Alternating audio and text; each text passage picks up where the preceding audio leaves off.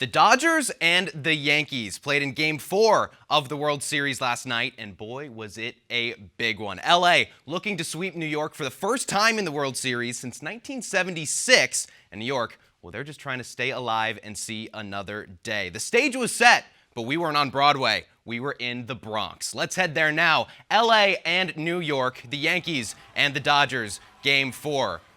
LA trying to take this bad boy home a day early, and Freddie Freeman helping things out in the top of the first. Ropes one down the right field line, a two-run shot in the top of the first, and he's hit 6 straight home runs in 6 straight World Series games. That is a record. Now check this out. Just a half an inning later, Gleyber Torres fouls one down the right field line. Mookie Betts makes the catch, but a fan interference. It was called an out, and these fans would be ejected and not invited back to Yankee Stadium. But look at this. This guy's got a smile on his face, pries Mookie's glove open, and it was called an out. New York proved to not need this help from their fans, however, as in the bottom of the third, Anthony Volpe, the prodigal son, a grand slam towards left center, and the Yankees take a 5-2 lead. And it would be a lead that they needed because, as many teams found out this season, the Dodgers don't go away quietly. Top of the 5th, Will Smith. Solo home run to right center.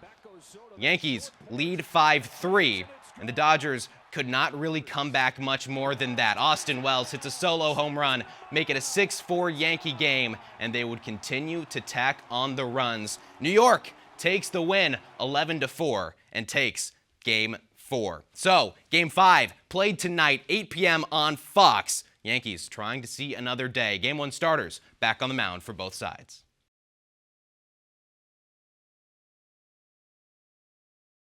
As college athletics mirror the professional world more and more, the college athletes who juggle practices, lifts, and 5 classes need to find ways to de-stress. I've heard allegations that you've peed on the team floor. Is that true? Guilty. Definitely guilty. For Indiana volleyball, they turned to their director of athlete wellness and happiness. Back up. Back up. Back up. Back up. More. Back up. Back up. Back up. Also known as Kona Bear, the dog. We get back from lift, she greets everyone, immediately runs out of the office like she's trying to do now. And greets everyone. She makes everyone's day so much better. Kona's positivity is what makes her such a special part of the team. She is always there for the athletes, no matter what. I think the biggest thing is the unconditional love and support. With college athletics being what it is and how stressful it is, being able to have her around after a loss and after a win, after a really hard test or a breakup or any of those types of things, she just doesn't care what's happening with you and she just wants to be there for you. Sorry, Con. Lots of athletic departments will talk the talk when it comes to mental health, but IU volleyball, they walk the walk. And the team sports psychologist, Kelly Monadero, gives Kona her stamp of approval. Kona's never mad at them. She's never disappointed in the practice performance or the play performance. She's, doesn't feel frustrated by what happened yesterday. None of those things matter to her. And so I think that in itself is the gift that she gives. Another one of Kona's greatest gifts is sensing when an athlete or a coach is dealing with some stress or anxiety, in which case Kona will flip right into her professional mode. She's been really rowdy through this entire interview, but if any one of the girls were to have been anxious, or Kelly was anxious or I was anxious, she would be kind of like this, probably between the two girls and head resting on somebody.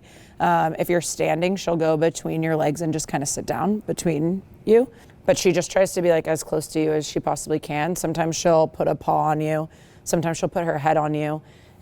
Just to be I'm here. After maybe a match where you guys didn't perform how you wanted, or even after a tough practice, how does she change the environment? She listens without having anything else to say. She listens to whatever we want to say, which is really nice. She also doesn't care if we win or lost. Yeah. Won or lost. She'll just come and give us love regardless, which is refreshing. And as much as Kona is a calming source for the athletes during the season, she is also a calming source for them out of the season. The girls do still come see her when we're out of season, and there's plenty of girls that'll just call me and be I'm having a really stressful day. Can I come play with Kona? I'm sure. You can come in here and play with her and throw the ball with her for as long as you need to. And so that having that outlet when they're away from their own dogs, their own families, like really helps. I think that regardless of what they have going on, I think that the bad isn't as bad and that the good is better because she's here. When she's not here, her presence is definitely missed. Yeah, it's very gloomy when she's not here. I feel like it's just like when she gets here, it's like the whole world lights up. For IU Sports Media, All right, we've got our final interview subject. What's your name? I'm Graham Nash. Okay, don't eat the microphone, please.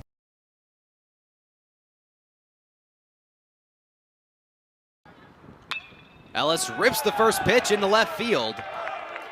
And he has got a single on his hands after 2 straight strikeouts to start out the ball game.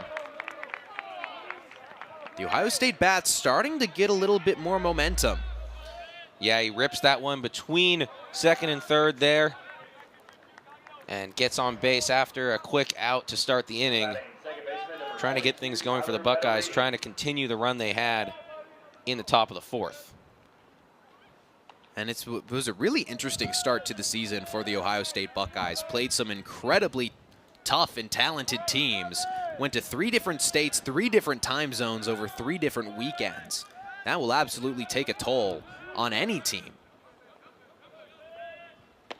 But head coach Hare said that he feels like it will be advantageous for them as the season progresses. It's still very early in the season, only really the first Big Ten weekend as far as Big Ten series goes. So they've got a lot of time to regroup. Felt like it was a great bonding moment for his squad. Chopper to first, and Hanley will field his position, doesn't try to make the throw over to second. So 2 outs, Ellis moved into scoring position for Matthew Gravelin. Yeah, good play there from Hanley to get the easy out. Would have been a tough throw to second and then to get it back to first. So get the out, gets to 2 outs here. Ellis moves into scoring position. It'll bring up Matthew Gravelin. And Gravelin, he was the home run hitter for this Ohio State team back in the 4th inning. He had Petterini on first and hit a great deep shot to center field. Rips the first pitch, but sends it foul. Yeah, Gravelin really put the energy back into this one. It seemed like Indiana was going to run away with it. But Gravelin hit that 440-foot home run to left center field. They'll try to do some damage again. Second on the team with 22 RBIs as the check over to second is not in time. And Lee Ellis slides in safely. He's got a whole ton of power. I mean, it came off his bat, that home run shot. Came off his bat at 108 miles per hour, his 5th home run of the season. So he can absolutely deal damage to bring home Ellis in one swing of the bat. 0-1. Just high above the Indiana or the Ohio State Buckeyes logo.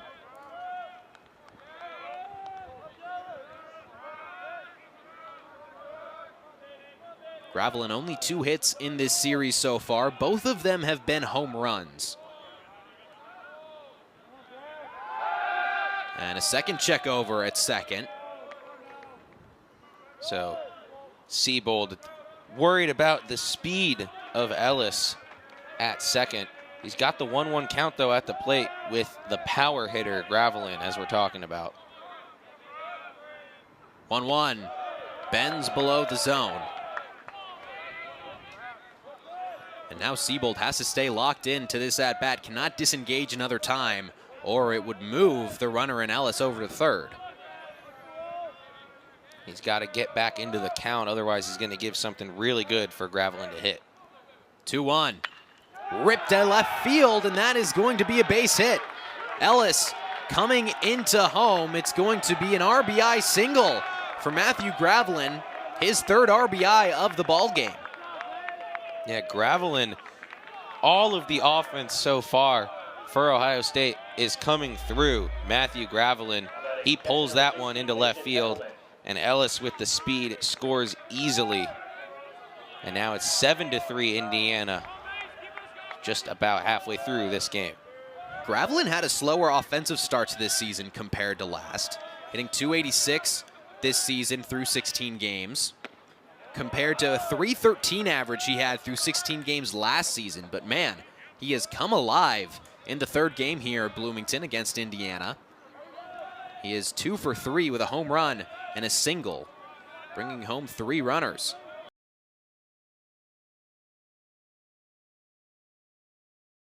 So that's 2 now with 4 fouls for Indiana in Meister and Striplin. Both of the bigs, so they're going with Faith Wiseman, who saw some action in that first quarter, 0 for 1 from the field. This is only her 11th game played this season. She's going to have to lock down Atute down low. At the free throw line, it's Rambis. She gets it down low to Atute. There's the matchup. Back out, Rambis. Free throw line jumper rattles in. Oregon only trails by 6 now. It's 48-42 with 4:15 left in the third quarter. Chesky on the right wing for the Hoosiers, gets it to Parrish, top of the key, and then Garzone on the left wing. Garzone finds Wiseman 21 feet from the cup straight away. She tries to find the cutter in Garzone, but leads her a little too far, and it's an incomplete pass that goes out of bounds. Will be Oregon basketball. That's a loss of down right there for Indiana, but no, that's just a miscommunication. Now Oregon within 6. I'd like to see Oregon put Filipina Che back in the game to really just go after Faith Wiseman, an inexperienced post player. Indiana had about 6 fewer turnovers than Oregon after that first quarter, and now only 1 fewer than Oregon in the third. Peyton Scott fires from the right wing. It's not good, and it comes down for Lexus Bargesser. Bargesser up ahead to Moore McNeil on the left wing. Moore McNeil scanning, knifes her way into the lane, gets trapped, kicks it out to Bargesser on the left wing. Bargesser drives right block, layup, gets fouled. The bucket doesn't go. And that goes on number 25, Deja Kelly. Andrew, that is her third foul. Yet another in foul trouble in this ballgame. Yeah, say what you want about it. And Kelly, that's the biggest problem for Oregon. She's got to really be careful, but Bargesser's so good at drawing contact with the long arms. When she goes up, it's often that she's going to swipe into a defender's arms and draw contact. She almost made that shot as well. Well, there is a substitution for Oregon, but Kelly is not the one coming off the floor. It is Peyton Scott as Bargesser cashes in on the first free throw, a 57% free throw shooter this season. But she finished really strong with 7 points against Purdue, 5 for 5 from the free throw line in that ball game. And she makes both. Well, she's revamped her jump shot form completely from this year to last year. Kelly across the timeline from right to left for Oregon. Finds Falatea on the left wing. She did not start in this second half. On the right wing, it's Kelly. She's got 3 fouls. 21-footer is pure. No hesitation to pull up and pop one up and just drain it. A beautiful shot. Chesky gets in the lane for Indiana. Kick out. Parrish, right wing, triple. Bullseye! A big 3 for Sydney Parrish and the Hoosiers. She's got 8 points, only 2 for 6 from beyond the arc. Kelly on the other end for Oregon. Gets in the lane and off the ball foul. And that goes on Atute of Oregon. It's going to be Indiana basketball, and Terry Morin is loving it. Now she likes the physicality. Maybe it's just because the calls are going her way. Who knows? But in Indiana playing with a fire lit under them right now for sure. Bargesser is going to take it from left to right for the Hoosiers, who lead 53-44, under 3 minutes to play in the third quarter. On the right wing, Moore McNeil gets the basketball, loops around to the left elbow, kick out Parrish, top of the key, drives. One more pass to Bargesser in the corner. Bargesser drives to the free throw line, gets past her defender, but it got tipped by Falatea, and she gets the rebound off the backboard. Up ahead, Kelly on the right wing, gets it down low to Atute. She's been ballin', and she goes through contact. There's a foul, and now called a travel. Yeah, they swapped the call, and I think that is the right call. Traveling violation. And Oregon in disbelief as Atute went crashing to the floor. But they say that she traveled first, so it's Indiana basketball yet again. I'd love to see a replay, but I think that is the correct call.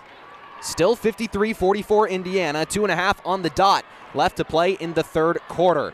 Top of the key, it's Bargesser. She goes left on a screen, hands it off for Chesky on the wing. Chesky loops around in the right lane, gets blocked underneath, and Rambis keeps it alive. Indiana takes it away. Moore McNeil lines up a triple. She can't hit. A rebound for Atute of Oregon. Atute stops at the logo, and she traveled again.